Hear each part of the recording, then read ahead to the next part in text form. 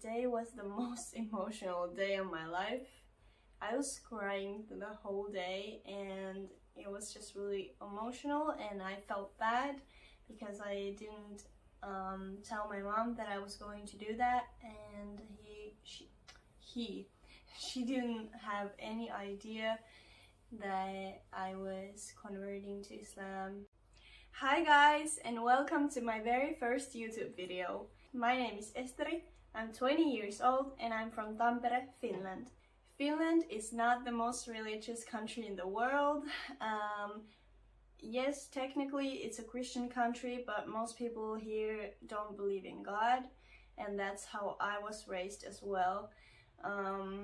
I grew up in a really small town called Harola, where there is probably 200 people living there, so everyone knows each other, and a religion wasn't a part of our lives. I didn't know anyone who was a believer and so on. So yeah, so my mom doesn't believe in God. She does believe in some higher power, but doesn't really believe that it's God specifically. So she wanted to raise us the way that when we grew up, we could decide for ourselves if we wanted to believe in something or if we didn't. So that's why I didn't grow up in a religious family.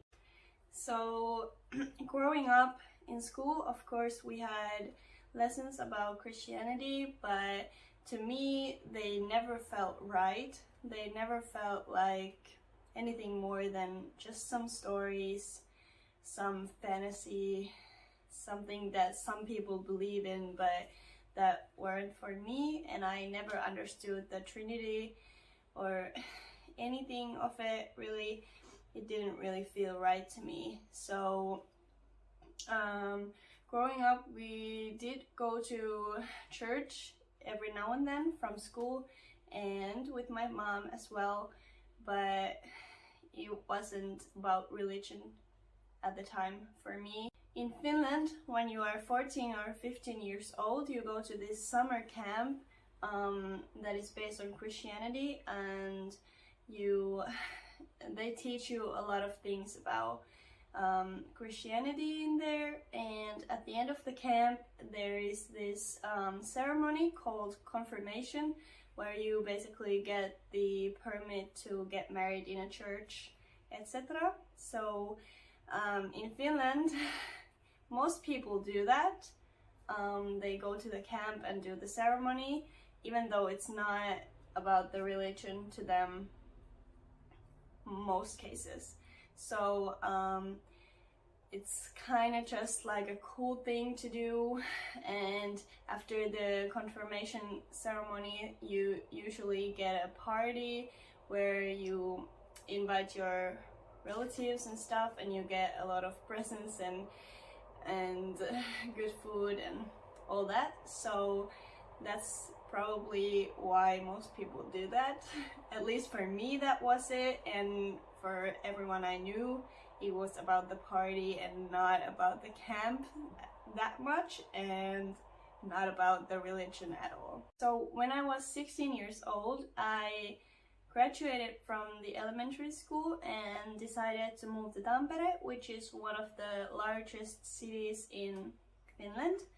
And I wanted to move here because I wanted to go to this high school that had a music line there, because I love to sing and all that. So I applied and got in and moved to Tampere, and still wasn't religious at all. Religion was not part of my life in any way.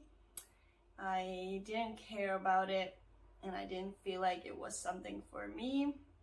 So I just kind of lived my life and didn't really care. When I turned 18, I resigned from the church because when you turn 18, you need to start paying taxes to the church, and I didn't want to do that. And I was thinking in my mind like, I will get back in when I need to get married in a church, because in Finland at least, getting married in a church is a really beautiful tradition, and most people want to do that. And when they get married in a church, after that they resign from the church like next week or something, maybe the next day even, because they don't want to pay the taxes, but they just wanted to get married there because it's beautiful and it's traditional and so on. But when I turned 18, the same year I met my husband, alhamdulillah, and he is a Muslim. He has been born into a Muslim family and is a really religious person, alhamdulillah. And every now and then he would try to tell me about Islam, and I would shut my ears. I wouldn't want to listen.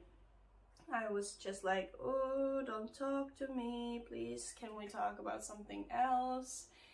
And that went on quite a while, and every now and then he would try to ask me some questions of like what I believed in, and I was just really arrogant. I remember being like, well, I don't believe in God because obviously he doesn't exist and you can't prove me that he exists and all that.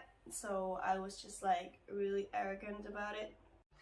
Then maybe I would say 6 months later, I decided that I want to do some research on Islam so I would know what he believes in, and I could try to understand him better and stuff like that.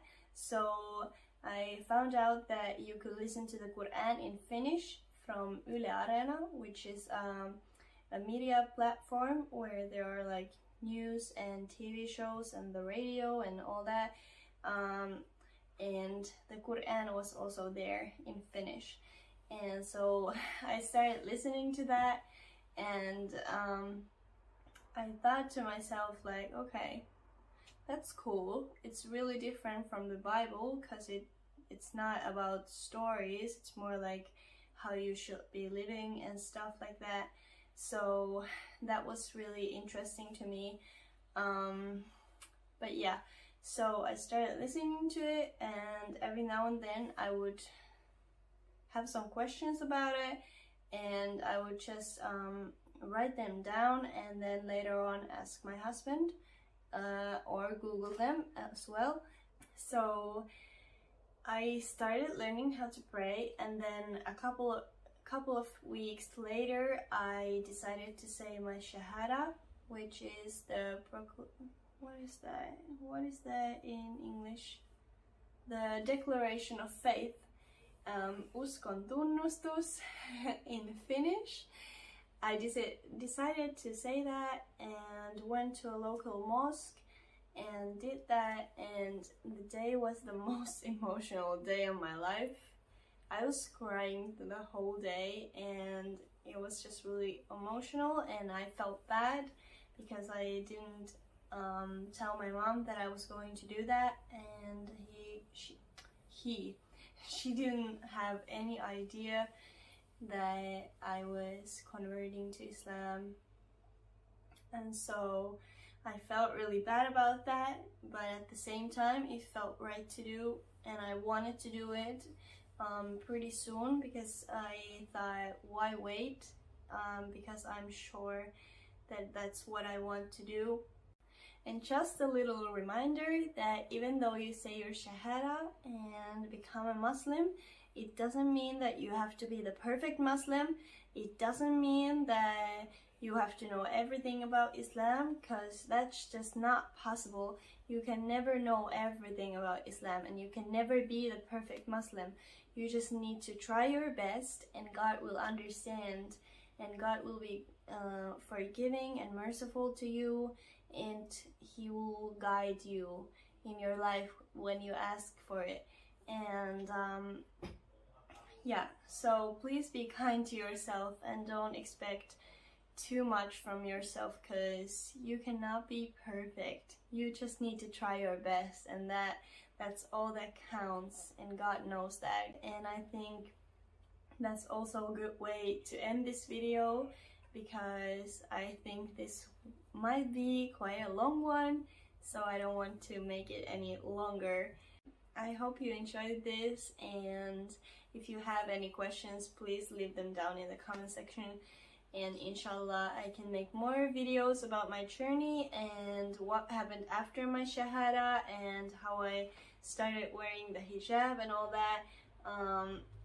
Inshallah in the future I can make more videos about that, but for now I will end this video. So thank you so much for watching. If you lasted the whole video with me, thank you, thank you, thank you. You are amazing, and peace and blessings be upon you. And yeah, so bye.